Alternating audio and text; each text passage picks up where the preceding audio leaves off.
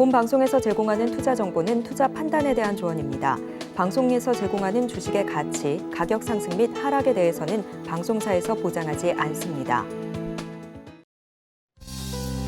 안녕하세요. 오늘장 내일장의 권민정입니다. 오늘 우리 국내 증시 미국의 CPI 지수 발표의 상승 속에서 좋은 소식 보여주고 있는데요. 이 CPI가 시장의 예상치를 하회한 7.7% 상승 소식에 미국의 나스닥 지수가 7% 넘는 폭등세에 나타났습니다. 원달러 환율 또한 1,340원대까지 내려오면서 국내 증시 훈풍 이어가고 있는 상황인데요. 글로벌 증시 전체적으로 환호하고 있는 가운데 이 CPI 호재로 연준의 금리 인상 속도 조절에 기대감이 커지고 있는 상황입니다. 이 지수의 상승 출발 이후 현재 코스피는 외국인과 기관이 합쳐서 1조 원 넘게 순매수를 보이고 있는 상황이고요. 코스닥은 외국인과 기관이 3천억 원 넘는 물량 순매수하면서 종목 대부분 상승세에 나타나고 있습니다. 남은 오후 시장도 CPI 결과 여파로 인해서 상승 흐름 유지해 줄 것으로 보이고 있지만 악재가 나와준다면 다시금 좀 상승폭 반납할 수 있으니까요. 저희 방송과 함께 하시면서 시장 대응 전략 꼼꼼히 세워가시길 바라겠습니다. 저희 방송 유튜브를 통해서도 시청하실 수 있습니다. 유튜브 검색창에 서울경제TV라고 검색해 주시면 실시간 방송 시청 가능하시니까요. 많은 관심 부탁드립니다. 본 방송에서 제공해드리는 정보는 투자 판단을 위한 조언일 뿐 해당 주식의 가치와 수익률을 보장해드리진 않습니다. 그리고 서울경제TV와 서울경제신문은 당사의 브랜드입니다. 서울경제증권TV와 서울경제TV 손실복구팀과는 무관하며 기타 유사 명칭에 주의하시길 바라겠습니다. 11월 11일 금요일입니다. 오늘장 내일장 본격적으로 출발합니다.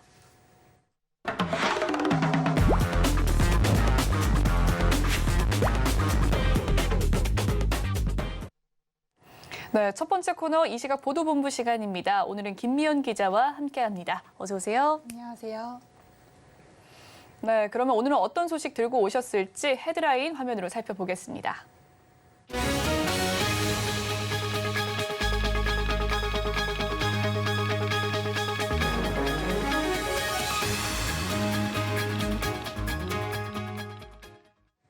네, 첫 번째는 부동산 소식입니다. 오늘 서울 아파트 매수 심리가 나왔다고 하는데요. 이 매수 심리가 반년 가까이 꺾이는 상황 나타나고 있습니다. 이번 주는 어떻습니까? 네, 이번 주 서울 아파트 매매 수급 지수는 지난주보다 더 떨어지면서 27주 연속 하락세를 기록했습니다. 매매 수급 지수 70선도 위협받고 있는 상황인데요. 오늘 한국부동산원 조사 결과를 보면 이번 주 서울 아파트 매매 수급 지수는 70.7로 지난주보다 2.2%포인트 떨어졌습니다. 2013년 2월 마지막 주 이후 약 10년 만에 가장 낮은 수치입니다. 금리 인상 기조가 계속되면서 역대급 거래 절벽과 가격 하락이 매매 수급 지수를 낮춘 것으로 해석됩니다. 네, 계속해서 매매 수급 지수가 낮춰가는 상황이 도래되고 있는 건데 서울의 5대 권역의 구체적인 상황은 어떻습니까? 네, 서울 5대 권역은 일제히 지난주보다 지수가 하락했습니다. 은평과 마포구가 있는 서부권의 지수는 66.5로 가장 낮은 수준을 기록했습니다. 용산과 종로가 포함된 도심권은 지난주 69.3에서 이번 주 68.1로 떨어졌습니다. 영등포와 강서구 등이 있는 서남권은 지난주 78.4에서 이번 주 72.9로 지수가 급락했습니다. 강남과 서초, 강동구의 동남권은 76.7로 서울에서 가장 지수가 높았지만 역시 지난주보다는 1.5%포인트 하락했습니다.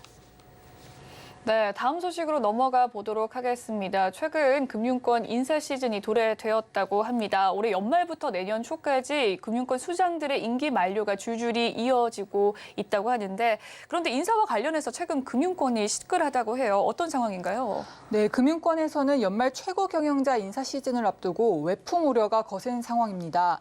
최근 손태승 우리금융그룹 회장이 문책경고 중징계를 받은 것과 관련해 이복현 금융감독원장이 한마디 하면서 이런 우려가 더 커졌는데요. 어제 이복현 원장은 기자들과 만난 자리에서 손 회장의 중징계와 관련해 시장 변동이 급격한데 당사자께서 더 현명한 판단을 내리길 바란다고 언급했습니다. 손태승 회장에게 사실상 징계에 불복하는 가처분 소송을 하지 말라는 메시지를 던진 겁니다. 문책 경고 이상의 징계를 받으면 앞으로 3년간 금융회사 취업이 제한됩니다. 손 회장은 내년 3월 임기를 마친 뒤 3년임을 준비하는 상황이라 소송을 내지 않으면 연임의 차질이 생기는 상황입니다. 특히 금융당국이 1년 7개월 동안 징계를 미루어다 갑자기 속도를 냈다는 평가도 나오고 있는데요. 이 때문에 금융권 일각에선 낙하산 인사를 내기 위한 정부의 사전 작업이 아니냐는 의혹도 제기되고 있습니다. 네, 그렇군요. 이 다른 금융지주들에게서도 좀 비슷한 우려가 나오고 있다고 하는데 어떤 상황입니까? 네, 맞습니다. 김지원 BNK 금융그룹 회장이 임기 만료를 5개월 앞두고 이번 주 월요일 자진 사퇴를 결정했습니다. 이런 배경에도 당국의 움직임이 있었기 때문이란 것이 금융권의 시각인데요.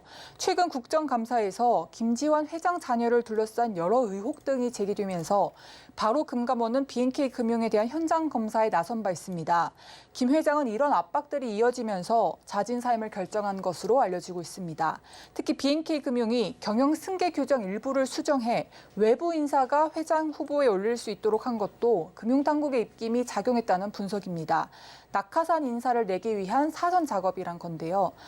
때문에 내년 3월 수장 임기가 끝나는 NH농협금융과 신한금융도 인사를 앞두고 긴장하고 있다고 금융권 관계자는 분위기를 설명했습니다.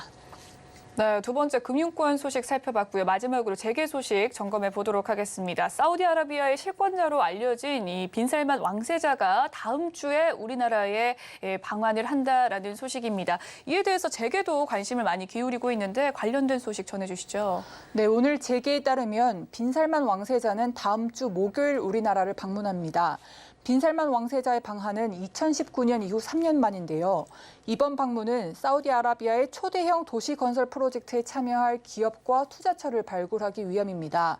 재계는 빈살만 왕세자가 오면 기업 총수들과의 회동을 통해 추가 사업 협력 방안을 끌어낼 수 있을지에도 주목하고 있습니다. 네, 이 회동이 이루어진다면 어떤 기업들과 어떤 이야기가 나올 전망인가요? 네, 우선 이재용 삼성전자 회장이 빈살만 왕세자와 친분이 있는 만큼 회동 가능성이 가장 큰 인물로 알려지고 있는데요. 이부 회장은 2019년 9월 사우디 출장 중에도 빈살만 왕세자를 만나서 다양한 분야의 협력 방안을 논의했던 것으로 지금 전해지고 있습니다. 이번에도 중동 시장 개척과 관련해 미래 먹거리 이야기가 나올 것으로 우리들은 전망하고 있습니다. 최태원 SK그룹 회장도 가능성이 높습니다. SK그룹은 사우디 측과 친환경 에너지 부문에 대한 글로벌 투자 확대라는 공통 분모가 있어서 이 부분에서 시너지를 낼 방안이 논의될 가능성이 높습니다. 정의선 현대차그룹 회장도 회동을 추진하고 있다는 관측이 나옵니다. 회동에선 도심 항공 모빌리티 등 미래교통 수단에 관한 협력 방안을 논의할 가능성이 높습니다. 이 밖에 구광모 LG그룹 회장과 신동빈 롯데그룹 회장 등과의 회동 가능성도 나오고 있습니다. 지금까지 이 시각 보도본부 김미영 기자와 이야기 나눠봤습니다. 말씀 잘 들었습니다. 네, 이 시각 시황 브리핑 해드리는 시간입니다. 김혜영 캐스터가 준비하고 있습니다. 안녕하십니까. 캐스터 김혜연입니다. 전일 미증시는 약 2년 만에 최대 폭의 상승이 나타났습니다. 10월의 CPI 지수가 예상보다 적은 폭으로 오르게 되면서 투자 심리를 개선했다라는 풀이들이 나오고 있는데요. 이렇게 인플레이션의 정점 통과에 대한 기대감은 오늘 우리 국내 증시에서도 피어나고 있는 모습입니다. 그럼 자세한 이 시각 지수 상황부터 살펴보도록 하겠습니다. 네, 코스피 지수가 이 장 초반에 강한 상승 계속해서 유지해주고 있죠. 현재는 3%대 상승을 돌파한 모습인데요. 3.09% 오른 2,476포인트대에서 거래되고 있습니다. 오늘 코스피 시장에서는 대부분의 업종들이 상승세 보여지고 있는데요. 그 가운데서도 인터넷이나 반도체 관련한 업종들이 강하게 올려 세워주고 있습니다. 네, 이어서 코스닥 지수도 확인해 보시죠. 네, 코스닥 지수도 마찬가지로 계속해서 강하게 상승폭 유지해주고 있습니다. 현재 2.91% 오른 728포인트대에서 거래가 되고 있습니다. 오늘 코스닥 시장에서는 마찬가지로 반도체주 강한 모습이고요. IT와 게임주도 모두 오름세를 기록해주고 있습니다. 네, 이어서 수급도 확인해 보시죠. 하루 만에 외국인과 기관의 매수세가 다시 한번 들어와 주고 있습니다. 기관과 외국인 장중에 모두 매수폭을 확대해주고 있는데요. 기관이 현재 7,185억 원, 외국인은 4,716억 원 매수세 보여지고 있습니다. 네, 이어서 코스닥의 수급도 확인해 보시죠.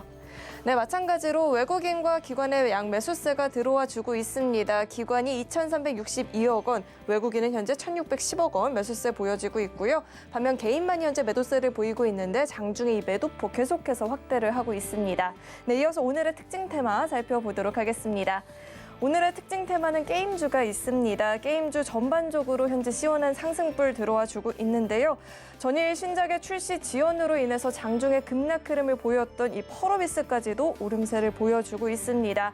그 밖에 실적 우려로 쉬어가던 종목들도 오늘은 강하게 상승을 보여주고 있는데요. 이 같은 상승 배경에는 간밤 나스닥 지수가 7%대 상승을 보여줬기 때문이라고 합니다. 그 훈풍을 이어받고 있다는 분석들 나와주고 있고요. 또 대부분의 게임 업체들이 3분기 실적 발표를 마무리해 가고 있기 때문에 실적 리스크도 어느 정도는 소화를 했다라는 이야기가 나와주고 있습니다.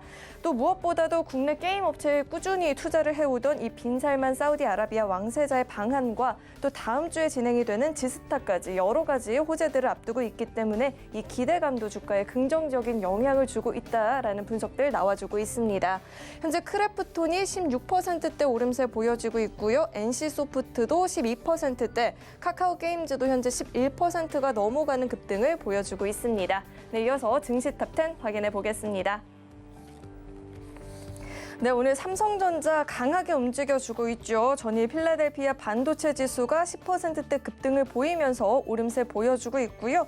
카카오 그룹주도 전반적인 오름세를 보이고 있는데 잠시 후에 자세히 살펴보도록 하겠습니다. 네, 이어서 서울경제가 뽑은 특징주 확인해 보시죠. 소카는 3분기 호실적을 달성한 이후에 이번 4분기에도 흑자를 기록할 것으로 전망되고 있습니다. 창사 이후 11년 만에 영업이익 흑자 달성이 점쳐지게 되면서 주가 강세를 보여주고 있고요.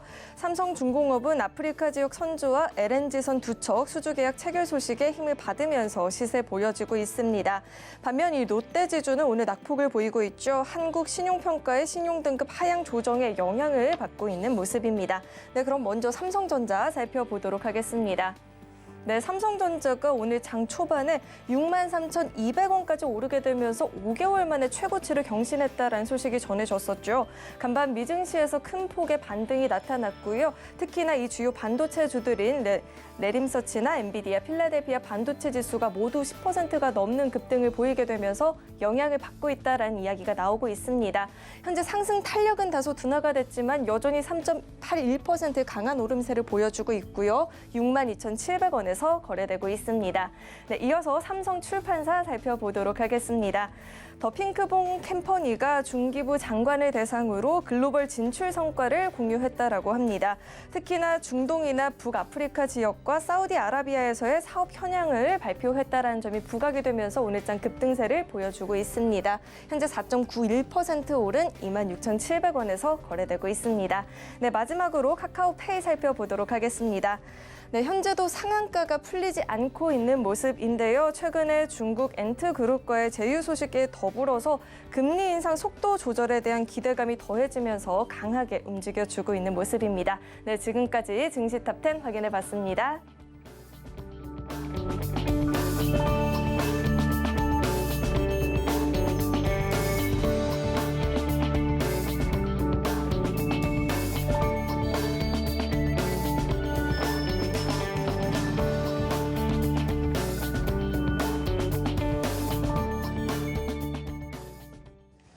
이번 시간 이 시각의 외국인과 수급의 상황 살펴보도록 하겠습니다. 오늘 신한금융투자 부산금융센터 이호석 차장님과 함께합니다. 전화 연결되어 있다고 하네요. 안녕하세요, 차장님. 네, 안녕하십니까. 이호석 차장입니다. 네, 수급 상황 살펴보고 왔습니다. 종목별 흐름은 어떻습니까? 네, 그 첫 번째 종목은 이제 파라다이스입니다. 최근에 이제 코로나가 끝나고 나면 이제 뭐 유망한 종목으로서 카지노 관련주들이 굉장히 시장에서 주목을 많이 받아왔었는데요. 그런 부분들이 조금 더 이제 가시화되는 시점에 들어섰다라고 말씀드리는 것이 맞을 것 같습니다. 그 일본 VIP 중심으로 실적 회복세가 이제 많이 이루어지고 있는데요. 아무래도 이제 한일 상호 무비자 정책이 재개가 되면서 항공노선도 증편이 되고 일본 고객들의 접근성이 올라가고 있는 이런 부분도 생각해 본다면 파라다이스 같은 경우에 그리고 추가적으로 파라다이스가 아니더라도 롯데관광개발, GKL과 같은 이런 이제 카지노 관련주들 같은 경우에는 충분히 주목해볼 필요가 있고요. 특히 그 중에서 이제 파라다이스 같은 경우에는 3분기 호실적까지 나오게 되면서 현재 실적이 좋음에도 불구하고 여기서 추가적으로 실적 회복이 본격화되는 시점이라는 점 생각해보면 파라다이스에는 뭐 충분히 주목할 필요가 있다라고 생각을 합니다. 두 번째 종목은 카카오입니다. 오늘 카카오 페이 같은 경우가 상한가에 들어가 있고, 막 카카오뱅크, 카카오 그룹과 관련된 종목들이 굉장히 좋은 시세를 보여주고 있는데요. 대표적인 거는 이제 어제 미국 CPI 상승률이 둔화가 되면서 연준에서 긴축 속도를 조금 조절할 것이다라는 기대감이 있었잖아요. 이런 부분들이 나오면서 아무래도 기술주 중심의 나스닥이 7%대 폭등을 했습니다. 이 기술주 중심의 나스닥이라는 것은 결국에는 우리나라에 똑같이 반영을 하게 되면 기술주 종목들이 당연히 시장에서 주목을 받을 수가 있고요. 그동안 여러 가지 부침을 통해서 이제 시세가 나오지 않았던 카카오 그룹 관련주들 같은 경우에 시장에서 조금 더 주목받고 있다라고 말씀드릴 수 있겠습니다. 마지막으로 삼성전자인데요. 전일 이제 필라델피아 반도체 지수가 10.21% 정도 폭등을 했습니다. 결국 이제 삼성전자는 다양한 사업을 하고 있지만 그 핵심은 이제 반도체가 되는 것이고요. 그리고 이제 반도체 종목들 업종과 관련해서 그동안은 굉장히 어두운 내용들이 많았다라고 하면 결과적으로는 필라델피아 반도체 지수, 이 지수를 구성하고 있는 다양한 미국 증시에 상장된 이제 반도체 회사들 같은 경우가 앞으로 향후 수급이 쏠리게 되면서 매수세가 들어오면서 시장에서 조금 수급 개선되는 부분들이 있었기 때문에 이런 부분들 삼성전자에도 똑같이 적용이 된다라고 생각하고요. 그래서 삼성전자 같은 경우에도 모처럼 6만 전자를 넘어서서 어느 정도 자리를 잡아가는 모습을 보여주고 있습니다. 그렇기 때문에 시장에서도 조금 더 관심 가질 필요 있다 이렇게 생각하고 있습니다. 네, 이 시각 수급 특징주의 흐름에 대해서 살펴봤습니다. 이 카카오, 파라다이스, 또 삼성전자 제시를 해주셨는데 그렇다면 차장님께서 포착한 특징주는 어떤 종목일까요? 네, 제가 말씀드릴 종목은 LNF입니다. LNF 같은 경우에는 배터리 양극재 관련해서 이제 저희가 많이 알고 있는 회사잖아요. 3분기 실적이 발표가 됐는데요. 3분기 영업이익이 987억 원으로 전년 대비해서 130% 정도 늘어나는 좋은 실적을 보여주었습니다. 그런데 이제 최근에 북미 관련해서 현지 진출에 노이즈가 있었거든요. 9월 이후에 이제 아무래도 이런 부분들이 발생을 했는데 산업부에서 이제 미국 조인트 벤처 투자 불허가 이제 나왔었거든요. 그렇게 되면서 이제 IRA 법안이 발의가 되고 이 부분 때문에 미국 현지 투자가 굉장히 중요함에도 불구하고 이런 부분들이 좀 아쉽다라는 이제 시장에서 판단을 할 수밖에 없었고요. 지금 두 가지 요인이 있습니다. 지분율을 과반 이상 확보해야 되고 그 조인트 벤처 CEO 등 주요 보직을 확보해야 된다는 이제 요건들이 있긴 있는데 이걸 달성하게 되면은 재승인이 날 수가 있기 때문에 아직까지 이런 부분 노이즈는 해소가 될 가능성이 높다라고 말씀을 드릴 수가 있을 것 같습니다. 마지막으로 이제 경쟁사 대비 저평가 중면이라는 것이 굉장히 좀 중요합니다. 만약에 이런 노이즈를 제외한다라고 하면 에코프로 BM이라든지 포스코 케미칼과 같은 경쟁사 대비했을 때 주가가 굉장히 저평가되어 있는 이런 부분들은 이미 이제 다시 제자리를 찾아갈 수 있다라고 판단을 하거든요. 그 경쟁사 대비 밸류에이션 저평가라는 측면에서는 LNF의 다른 종목들보다도 조금 더 관심을 가질 필요가 있다라고 생각합니다. 네, 지금까지 신한금융투자 이호석 차장님과 이야기 나눠봤습니다. 말씀 잘 들었습니다. 네, 감사합니다. 네, 오늘 시장을 주도하는 업종과 이슈에 대해서 심층 분석해보는 마켓 로드맵 시간으로 넘어가 보도록 하겠습니다. STS 코리아의 최준욱 팀장님 나와 계십니다. 어서 오세요. 네, 고맙습니다. 네, 미국의 CPI 발표가 좋게 네네. 나오면서 시장 훈풍 이어가고 있습니다. 특히나 나스닥이 7% 이상 폭등을 네네네. 했고 또 필라델피아 반도체 지수도 10% 넘는 상승세 이끌었는데 오늘 국내 증시 주요 흐름 어떻게 보셨을까요? 일단은 이제 오늘 국내 증시가 그래도 생각보다 좀 선방을 해주고 있는 모습이거든요. 그런데 작년하고 좀 달랐던 모습들을 좀 보게 되면 수급면이죠. 수급이 굉장히 좀 많이 좀 줄어든 그런 시장이다 보니까 지금은 좀 전체적으로 수급이 다 들어가고 있다고 좀 보시면 됩니다. 그 중에서 이제 외국인하고 기관 같은 경우가 오늘 좀 성장주 쪽에 좀 저가 매수 수급이 좀 굉장히 좀 크게 들어와주고 있는 모습인데 일단 지금 이 부분들로 조금 보게 되면 일단 CPI가 예상치보다 지금 하회 모습이 나오면서 지금 인플레이션에 대한 지금 레벨 다운에 대한 기대감이 지금 조성이 되고 있는 모습이거든요. 그러니까 이 부분만 딱 놓고 보면은 일단 증시에는 뭐 나쁜 스탠스 자체는 일단 없는 것으로 보여집니다. 그러니까 일단은 지금 그다음 11월 CPI랑 그리고 12월 FOMC까지는 지속적으로 조금 저점을 높여가는 그런 증시 흐름이 좀 나와줄 가능성은 굉장히 좀 높긴 하지만 우리가 여기서 그나마 좀 하나 좀 생각을 해봐야 될 거는 일단 그 CPI 자체가 이 증시의 좀 상승 재료로 부각이 되는 그런 이벤트성은 아니거든요. 결국엔 지금 경기 침체 시그널 자체가 굉장히 크게 오다 보니까 이 FOMC 이후로 이 CPI 발표에 주목을 했을 뿐이지 일전에는 결국엔 CPI가 뭐 좋게 나온다고 해서 증시가 또 상승을 하거나 그런 모습들은 없었거든요. 근데 지금 결국엔 지금 경기 침체라는 부분들로 인해서 지금 레벨 다운 현상들이 나오니까 그런 부분들이 지금 이제 안도감에 저가 매수세가 들어와 주는 것으로 좀 감안을 했을 때는 일단 지금 중간 선거 발표도 아직 좀 남아 있는 상황이고요. 그리고 이제 10월 CPI보다는 오히려 지금 11월 CPI에 대한 지표성을 보고 12월 FOMC에서 연준이 이제 그에 따른 이제 금리 인상 속도 조절이라든지 아니면 또다시 또 긴축 부분에 또 고도화를 좀 시키든지 이런 부분들이 좀 정확하게 나올 수가 있기 때문에 일단 지금 단기적으로는 좋은 모습은 보여주지만 일단 중장기적으로는 현재 시장이 뭐 바닥이다라고 조금 이견하기에는 다소 좀 이른 감이 없지 않나라고 있다고 좀 생각을 하고 있고요. 일단 지금 오늘 좀 성장주 중심으로 저가 수급이 들어와주고 있다는 것은 일단 대형주가 증시 흐름이 좀 바닥을 좀 받쳐주고 있다 보면은 오히려 중소형주들 같은 경우도 큰 폭으로 빠지는 모습들은 많이 없거든요. 그러니까 그런 부분들로 봤을 때는 일단 지금 대형주가 어느 정도 올려주면서 바닥을 잡아줘야 됩니다. 그리고 이제 증시가 어느 정도 바닥에 좀 견인을 해줘야만이 코스닥도 따라서 자연스럽게 좀 올라가는 이러한 스탠스 모습이 좀 나와줄 수가 있기 때문에 일단 지금보다는 좀 11월과 12월 FOMC까지 조금 기다려본 다음에 산타 랠리까지 한번 더 기대를 해보셔도 나쁘지 않을 거라고 지금 생각을 하고 있습니다. 네, 어젯밤 CPI 지수 발표가 있었습니다. 이 물가에 대한 이 압력이 좀 가파른 속도로 완화될 것이다라는 시장의 기대감 속에서 오늘 증시 훈풍 이어가고 있는데요. 역시나 좀 국내 증시 단기간으로는 긍정적인 영향이 될 것이다라는 이야기를 해주셨습니다. 특히나 개인 투자자들의 시름을 빠지게 했던 카카오와 네이버가 아까 말씀해 주셨듯이 성장중 쪽에서 저가 매수가 들어오면서 확대하고 있는 상황인데 다만 이 매출 성장세에서는 좀 물음표가 따라붙는 상황이에요. 네네네. 카카오 그룹 쪽 오늘 좋긴 하지만 오늘장 흐름과 더불어서 투자 전략을 짚어봐 주신다면 어떻게 보시나요? 일단 이제 카카오는 저희가 이제 뭐 잘 아시다시피 국내 1위의 좀 메신저 업체죠. 그 메신저만 지금 있는 게 아니라 좀 별도의 좀 포트 사업을 좀 굉장히 다각화를 하고 있는 그런 기업입니다.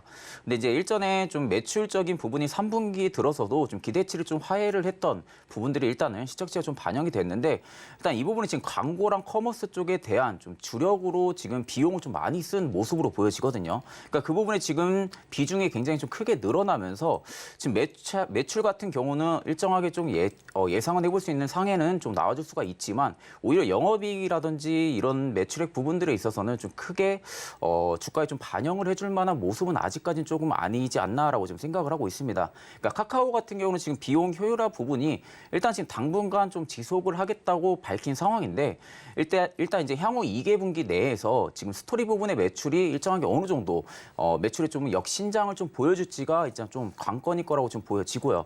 그러나 이제 카카오의 좀 앞전에 대한 이력들을 좀 보게 되면은 이제 카카오 엔터라든지 그리고 피코마 부분들에 있어서 지금 상장 계획이 만약 좀 연기가 되지 않는다고 좀 하게 되면은 일단 내년 같은 부분에 지금 스토리 부분 마케팅 비가 어느 정도 좀 재집행이 되면서 좀 하반기로 갈수록 매출 부분들 좀 성장률이 반등이 좀 나와줄 수는 있습니다. 그나마 이제 그 전에 카카오가 다음이랑 좀 합병을 하고 나서 카카오톡에 좀 수익화를 좀 시작을 했던 부분들도 존재를 하고 일단 좀 M&A 부분들에 있어서 좀 적극적으로 좀 나섰던 그런 경향들로 봤을 때는 일단 지금 낮은 물가 상승률과 그리고 또 이제 맞물리면서 오히려 좀 하반기 들어서는 좀 높은 성과를 또 기록은 해줄 수는 있습니다. 그러니까 그런 관점으로 좀 볼 때는 오히려 지금 매수세가 좀 굉장히 강하게 들어와주고 있거든요. 그러니까 이런 부분들로 봤을 때는 오히려 지금 악재 부분들은 이미 주가에 내리막 구간에서 이미 좀 반영을 다 했을 가능성이 좀 큽니다. 그리고 이제 내년이나 그리고 올해 4분기 이후로도 이 카카오 같은 경우는 지금 역신장 가능성을 좀 가지고 있기 때문에 이런 일정 부분들이 오늘 좀 메이저 수급들이 좀 저가로 인식을 하고 오늘 좀 매수세가 좀 확실하게 좀 들어와주는 모습으로 좀 보여지는데 일단 이제 카카오에 이제 좀 물려 있으신 투자자분들도 굉장히 좀 많으실 거라고 생각이 듭니다. 그러니까 이런 부분들을 봤을 때 오늘 부분이 만약에 내일도 추이가 좀 지켜지면서 좀 보합을 이어가준다거나 꾸준하게 좀 저점을 높여가주는 좀 모습들이 나와준다고 하게 되면은 현 부근에서 한번 좀 대응을 해보셔도 좀 나쁘지 않은 그런 구간이다라고 좀 생각을 하고 있습니다. 네, 오늘자 카카오와 또 네이버 반등세 나타나고 있는 가운데 카카오 그룹주에 대한 투자 전략 이야기를 해주셨습니다. 일단 광고와 커머스 부분이 주를 이루고 있는 상황인데 이 매출은 좀 예상을 상회하는 모습을 보였음에도 불구하고 예상보다 비용 지출이 컸다라는 말씀 해주셨습니다.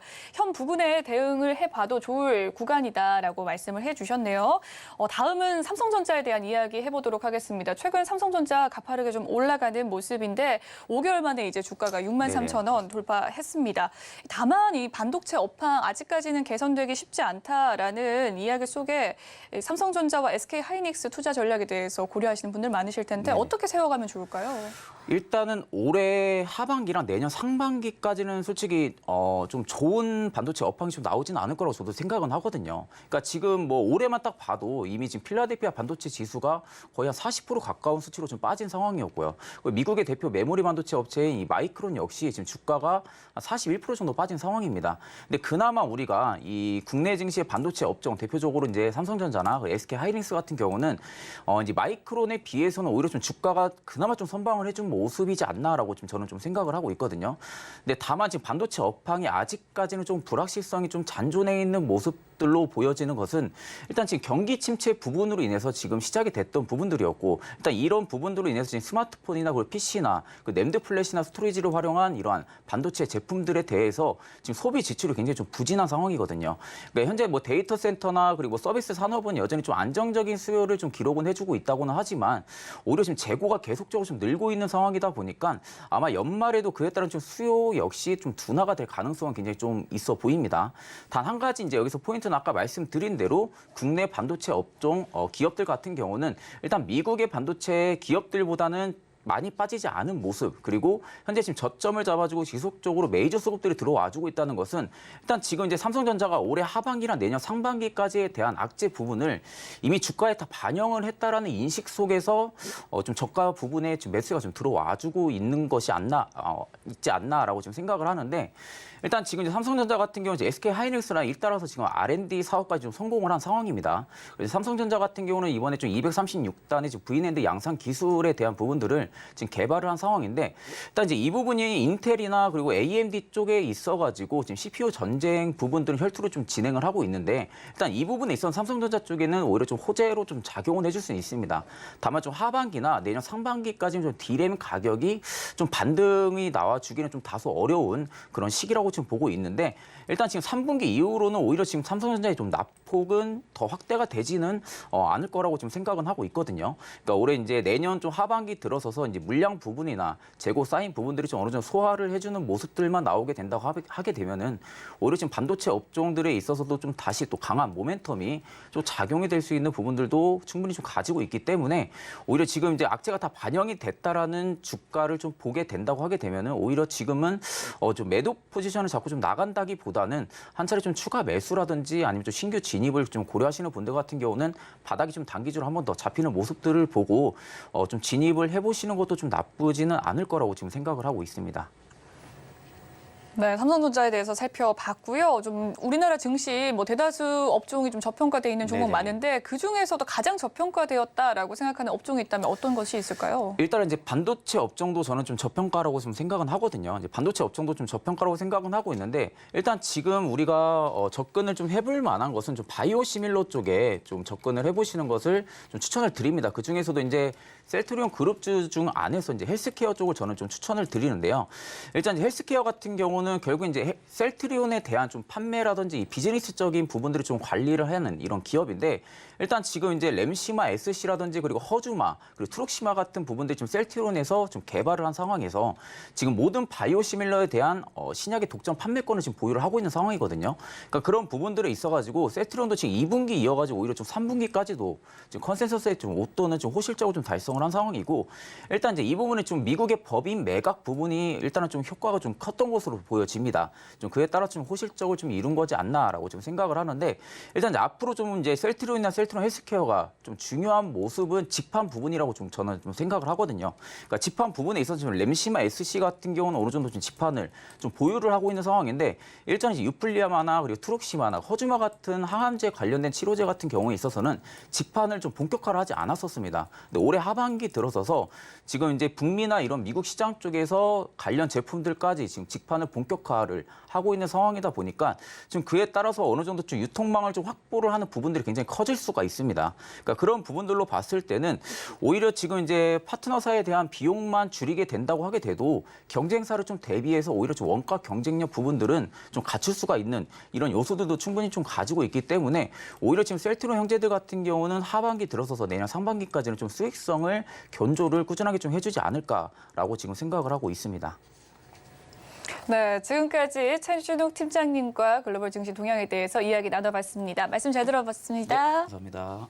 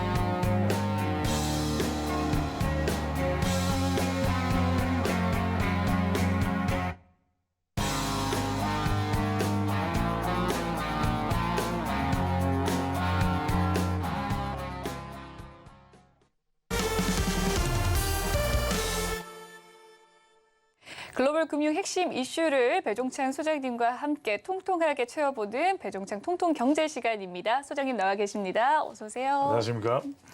네, 오늘 이야기는 거의 다 이제 미국의 CPI 지수 발표에 대한 이야기입니다. 예.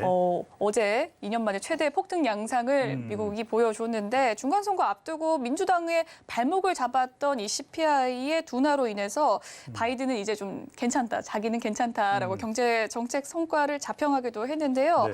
이번에 이 하회로 인해서 앞으로 이 75bp 금리 인상 가능성 하락을 좀 예상하시는 분들도 있어요. 어떻게 보셨을까요? 그렇죠. 결국에는 이 뭐 바이든의 성과라기보다는 네. 그러니까 미국에서 계속해서 소비자 물가 지수가 예상치보다는 하회했다. 그 이야기는 상승 속도가 기대치보다 더 높지 않았다. 지난달과는 이제 다른 상황인 거죠. 그러니까 그만큼 이제는 어느 정도 이 인플레이션에 대한 우려가 조금씩이지만 해소되고 있다. 사실 이게 핵심인 거예요. 그래서 이제 그런 이유가 꾸준히 이제 연준이 긴축을 했기 때문에 그래서 이제 우리 시간을 통해서도 지난주에 말씀을 드렸는데 중간 선거를 보지 말고 연준을 봐라. 그러니까 연준을 봐야 되는 거예요. 그런데 중간 선거가 사실 민주당이 이겼나요? 그것도 아니잖아요. 그렇죠. 그런데 바이든 대통령이 본인은 그렇게 이야기하겠죠. 지금 트럼프 전 대통령이 호시탐탐 또 자리를 노리고 있으니까 아 이거 내가 뭐 잘해서 이렇게 좀 성과를 올렸다. 뭐 한국으로부터도 투자 받지 않았냐. 텍사스에 이 삼성이 또 이 공장을 건설하고 있고 네. 또 조지아주에도 이 SK가 최태원 회장이 또 미국까지 방문을 해서 그렇죠. 바이든 대통령을 직접 못 만났어요. 그때 코로나 때문에 격리돼 있었기 때문에. 그런데 그런 게 다 내 성과 아니냐 이렇게 주장하고 싶은데 여러분들이 여기서 반드시 알아두셔야 될 건 뭐냐면 결국 이 소비자 물가 지수 CPI가 어느 정도 안정화된다라는 것은 어떤 의미냐? 이 금리 인상이 조정될 수 있다. 이게 핵심이에요. 그동안 우리가 세 가지 지표를 여러분들이 보시면 됩니다. 하나는 어떤 지표냐면 이 소비자 물가 지수고 또 하나는 고용 지표고 또 하나는 이제 집값이에요. 부동산 지표입니다. 자, 고용과 부동산도 중요할 수 있어요. 자, 고용과 부동산 부분은 누가 더 적극적으로 보겠어요? 이건 연준보다는 이 미국의 이 바이든 행정부 쪽에서 더 적극적으로 보겠죠. 특히 이제 옐런 장관은 노동경제학자예요. 고용을 봐. 그러니까 계속해서 인플레이션 잡아야 된다, 고용 쪽에 더 신경 쓰니까. 그런데 이제는 연준의 마음을 움직일 수 있는 것은 소비자 물가 지수거든. 이 지표가 과대 해석된다기보다는 그래, 계속해서 긴축을 해왔으니까 성과가 있는 거야. 성과가 있으니까 이 CPI를 하회하지 않았겠어? 라는 인식이 가능해지는 거예요. 그러니까 한편으로는 공화당과 여러분들 민주당을 볼 때는 미국 의회에서의 성격이 공화당은 기업의 이 규제, 기업을 짓누르고 있는 발목들을 해소시켜 주는데 아주 적극적이란 말이에요. 그러니까 기업은 공화당이 이번 중간선거에서 승리한 것이 더 긍정적인 신호겠죠. 그렇겠죠. 그러니까 이런 부분들도 사실은 미국 정치에 반영이 된 거예요. 그러니까 항상 트럼프 전 대통령이 이야기했던 트럼프 노믹스의 핵심이 뭡니까? 기업들 마음껏 해봐라 하는 그것 자체가 이번 중간선거에도 의미를 담고 반영이 됐고 그 동시에 두 가지의 이 미국 뉴욕 정치로는 호재가 겹쳤다. 하나는 중간선거에서 공화당이 이긴 것. 또 하나는 CPI 지수를 봤더니 그동안에는 좀 긍정적으로 해석을 할 만한 지표가 없었잖아요. 근데 이게 이제 예상치보다 하이하니까 아, 그래. 이제는 이게 좀 이제 우리가 증시가 꿈틀꿈틀 살아날 이런 기미가 또는 디딤돌이 빌미가 확보됐다. 이렇게 우리가 해석을 해야 되겠죠. 네, CPI 지수가 발표가 되면서 이제 민주당의 발목을 잡은 이 물가가 조금 좀 해결이 되는 모습입니다. 해소가 되어가고 있다라는 이야기 속에서 결국 이전에 또 중간선거보다 연준에 좀 주목을 해보자라는 말씀을 해주셨거든요. 그에 따른 연준 긴축 기조에 좀 변화가 될 수도 있다라는 이야기를 해주셨습니다. 미국 중간선거 개표가 지금 3일째 계속해서 네네. 진행이 되고 있습니다. 최종 선거 결과 아직 안 나온 상황이고 특히나 또 조지아주가 다음 달 결선 투표에 따라서 상원의 권력이 향방이 결정된다고 하는데 그렇죠. 일각에서는 이 공화당 승리에도 불구하고 인플레 감축법에 미칠 영향 좀 제한적이다라고 보고 있어요. 이것에 대해서는 어떻게 보시고 계십니까? 제한적일 수 있지만 여러분들이 어떤 포인트를 보시는 것이 상당히 중요하냐면 이걸 우리가 이해를 해야 앞으로 어디다가 좀 투자를 해야 될까? IRA 법과 관련된 수혜주는 뭘까? 여러분들이 정확하게 뽑아낼 수가 있습니다. 머릿속에서 2차 전지와 신재생 에너지는 지우지 마세요. 무슨 이야기냐? 자, 이 중간선거에서 일단 하원은 공화당이 이겼어요. 그럼 상원은 지금 현재 스코어가 어떻게 되느냐? 현재까지의 개표 결과 민주당이 49, 49, 그다음에 공화당이 50. 그러면 공화당이 더 우세한 거 아니에요? 그런데 조지아주가 아직까지 이 최종 결과가 안 나온 거예요. 왜? 가반을 어느 후보도 넘지 못했기 때문에 결선까지 가는 겁니다. 그게 12월 달에 가요. 그러면 아니 소장님 그러면 민주당이 이긴다 해도 현역 상원 의원은 민주당이에요. 그럼 50대 50이면 그럼 동률이잖아요. 그런데 왜 민주당이 더 우세하게 되는 거예요? 50대 50이어도. 자, 부통령이 상원 의장이에요. 그럼 부통령은 누구 사람이다? 민주당 사람이다. 그러니까 이 민주당이 그래도 상원은 차지하게 되는 거예요. 이게 중요한 겁니다. 그런데 여러분들 여기서 핵심은 뭐냐? 인플레이션 감축법의 여러분들 이 성격을 정확히 알고 있어야 돼요. 이게 중요합니다. 우리 통통경제 시간을 통해서 자, 인플레이션 감축법이다. 아니 2차 전지, 반도체, 바이오, 전기차 이걸 뭐 지원하고 미국 기업들에게 혜택을 주겠다. 저기 전기차는 최대 7,500불, 1,000만 원이에요. 우리 돈. 아니 그러면 뭔가 지원하는 법안인데 왜 이름이 인플레이션 감축 법안이에요? 감축법이에요? 왜 감축법이에요? 여러분들 이거 잘못 이해를 하고 계시는 거예요. 이 인플레이션 감축법, 인플레이션 리덕션 액트의 가장 본질적인 법의 내용은 기업들로부터 많은 세금을 걷어들이겠다는 겁니다. 그래서 유동성을 좀 줄이게 되면은 인플레이션이 그러니까 돈이 많이 안 풀려 있으니까 인플레이션에 대한 이 가능성 또 인플레이션이 더 높아질 수 있는 우려를 줄일 수 있는 리덕션 할 수 있잖아요. 그래서 이 법의 본질적인 내용은 기업들로부터 법인세 등 많이 걷어들인 거예요. 자, 근데 법인세 그러면 여러분들 어떤 사람이 생각납니까? 바로 트럼프 전 대통령이죠. 그렇네요. 법인세 내려야 돼. 이렇게 이야기했던 게 트럼프 노믹스의 핵심이거든요. 자, 그런데 이제 공화당이 하원을 차지했으니까 공화당은 어떻게 생각해요? 아니, 왜 IRA 인플레이션 리덕션법 만들어서 기업들에게 세금 더 많이 거두려고 그래? 그거 안 돼. 이런단 말이에요. 그래서 이 IRA법이 운명이 어떻게 될지 시행될 때 이 공화당 쪽에서는 세금을 많이 거둬들이는 그 내용은 안 돼. 그대로 가서는 안 돼. 이렇게 생각하는데 여기서 핵심은 뭐냐? 자, 기후 대응, 이상 기후에 대한 기후 대응에 대해서 좀 더 친환경적인 산업을 더 육성하겠다. 이 방향은 흐트러짐이 없는 거예요. 이건 해야 돼요. 왜냐하면 공화당도 이 법에서 그 부분만큼은 공감을 하는 내용이고 기업들로부터 세금을 더 많이 거두는 부분에 대해서는 이 공화당도 반대하고 거부하는 쪽이지만 지원을 하는 거에 대해서는 전기차, 2차 전지, 반도체, 바이오 대해서는 공감대가 있어요. 자, 근데 그래서 민주당과 공화당이 이 부분만큼은 별로 다르지 않을 것이다. 그런데 자, 우리 앵커께서 들으시기에 민주당, 공화당이 이 IRA 법을 통해서 지원을 한다. 반도체든 또 2차 전지든 그러면 어느 기업이겠어요? 그 기업이. 어느 기업이겠어요? 자국 기업이겠죠. 미국 기업이 우선이에요. 그러니까 미국 기업을 지원해서 반도체 굴기, 이른바 중국이나 한국이나 또 대만에 뒤졌던 이 반도체 주도권을 미국 기업을 더 육성해서 미국 내에서 이 반도체 공급망을 확보하는 이 기조는 바뀌지 않는다는 거예요.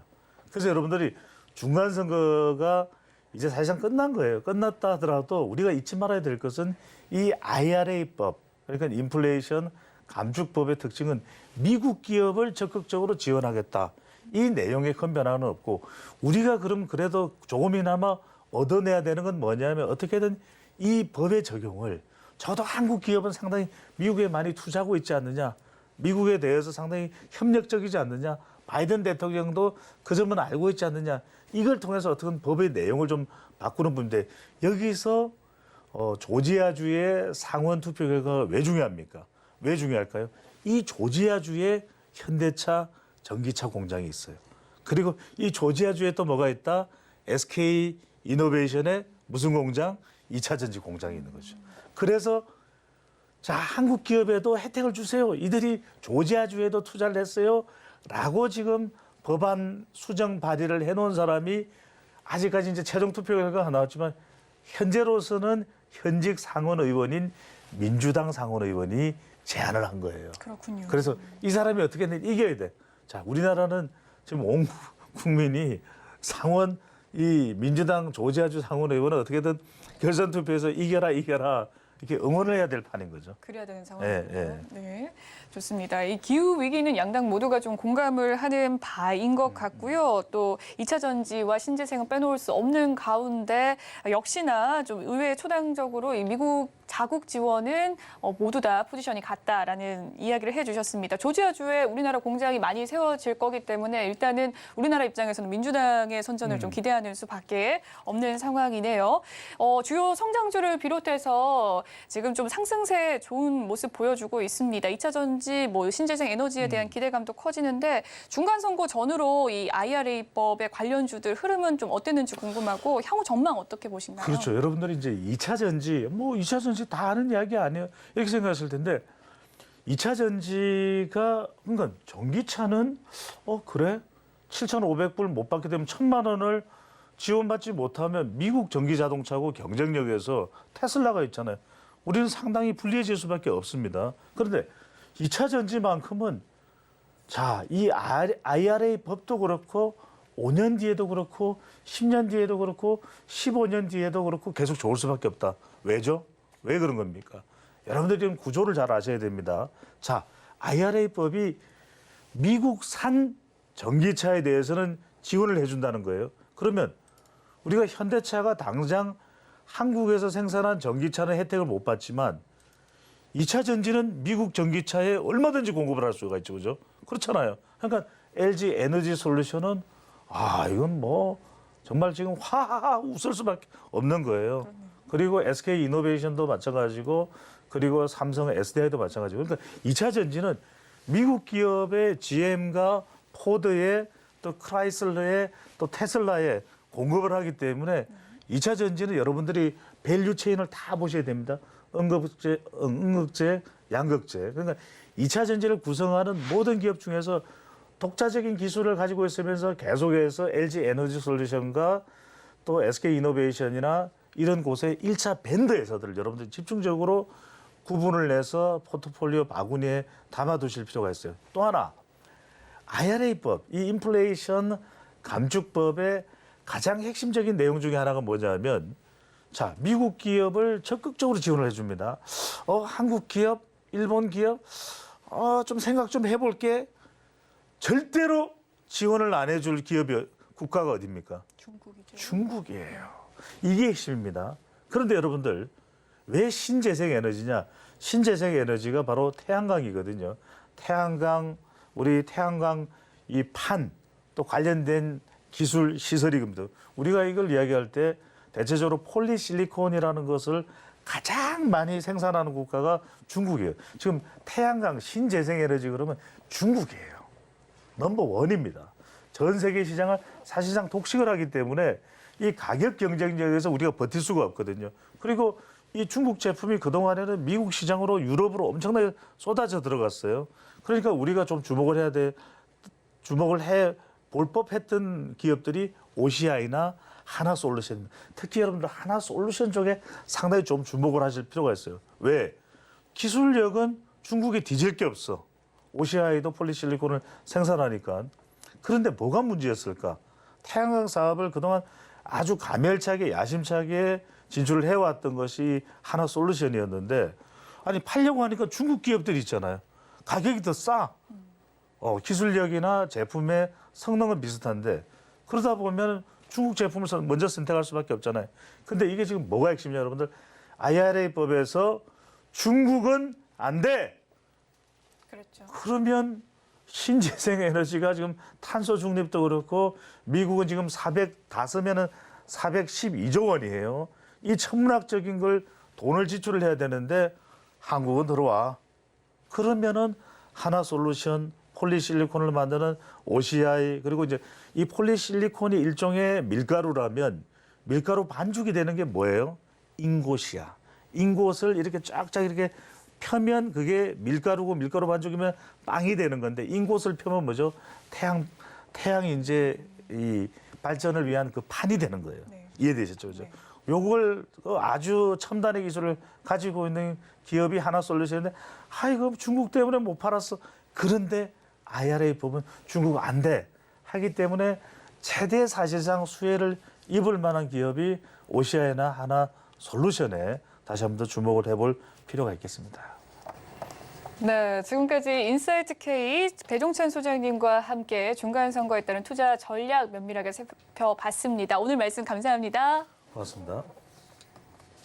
본 방송에서 제공해드리는 정보는 투자 판단을 위한 조언일 뿐 해당 주식의 가치와 수익률을 보장해드리진 않습니다. 그리고 서울경제TV와 서울경제신문은 당사의 브랜드입니다. 서울경제증권TV와 서울경제 손실복구팀과는 무관하며 기타 유사 명칭에 주의하시길 바라겠습니다.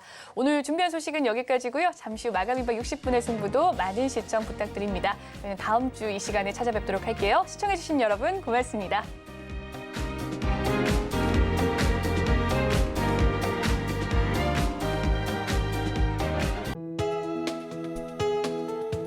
본 방송에서 제공하는 투자 정보는 투자 판단에 대한 조언입니다. 방송에서 제공하는 주식의 가치, 가격 상승 및 하락에 대해서는 방송사에서 보장하지 않습니다.